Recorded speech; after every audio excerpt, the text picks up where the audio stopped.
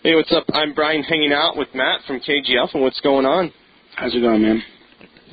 Not bad at all. Hot day out there. Heard you guys are stuck in some traffic. Yeah, there was just a couple wrecks on the interstate on the way here, so kind of slowed us down. Yeah, but at least you're here now, and everything should be cool for the rest of the night. Yeah, for sure. Looking forward to the show.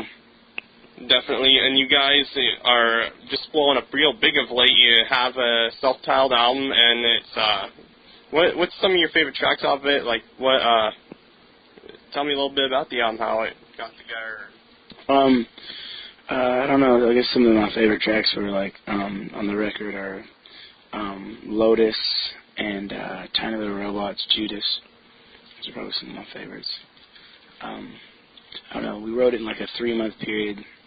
And then went into the studio, and we didn't have a whole lot of, we'd only been a band for 3 months, and we didn't have a whole lot of money, so we kind of had to record real fast, so we only had 10 days in the studio, and then I guess everything started happening after that. So.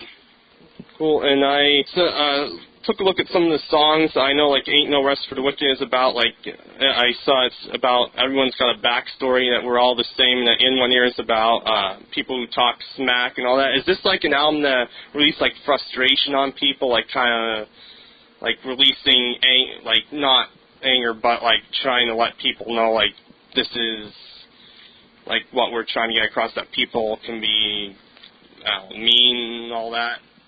I don't know, man. I think it was more or less just kind of my ideas, where I was in my head at the time when I wrote the song. I don't know if there was any objective. Like I sat down and said, I'm gonna rail the system or retaliate against any kind of negative energy that might be coming towards us. It's more or less just writing from my perspective, and I guess some people are being negative towards us, so I wrote songs about that. There are different things, whatever. Kind of like a life-influenced kind of album of when you grew, because I see you are from Bowling Green, Kentucky, and like they're just like looked at you different if you weren't into like football and stuff. Is that kind of what the album comes from?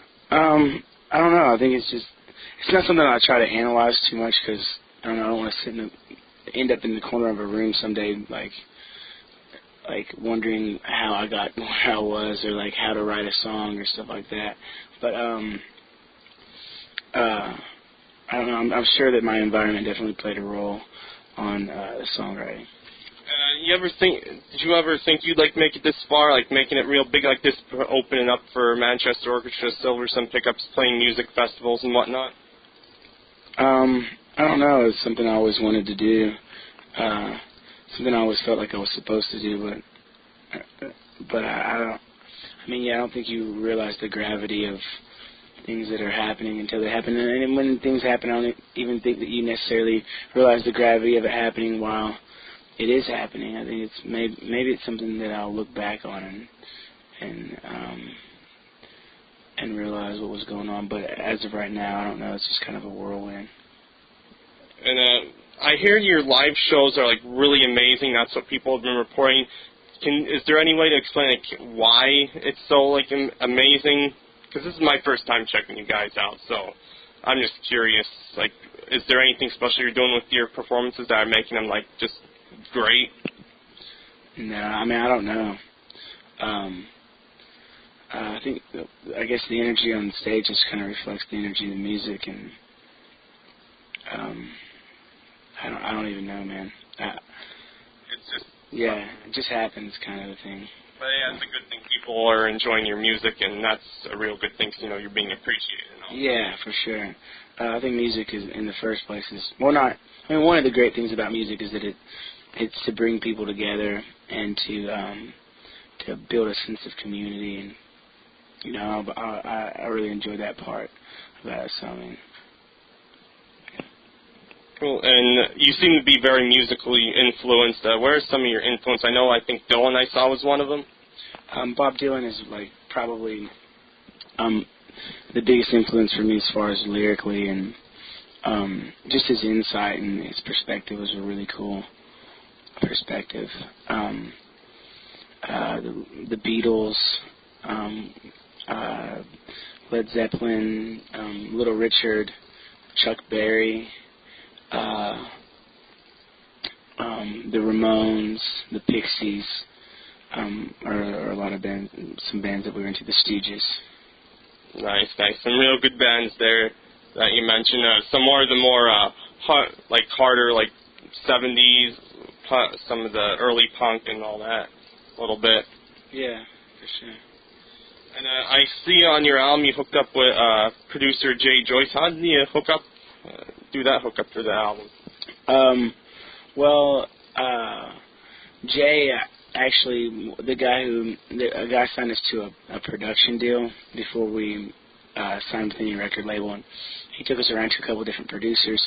We met up with Jay, and it was kind of like within the first 15 minutes, we knew that it was the right fit. So we've been working with Jay ever since, and probably continue to do records with him for the rest of our career. Cool. And what is one act you'd love to perform with? Like, what is your dream band to open up for, or just play on the same stage with? That's tough. There's a lot of them. Can I name a couple? Sure. The Stooges, for sure. I'd love to open up for them. If we could, Nirvana, if Kurt hadn't passed away, or the Pixies would be a cool band to open up for. The Ramones. I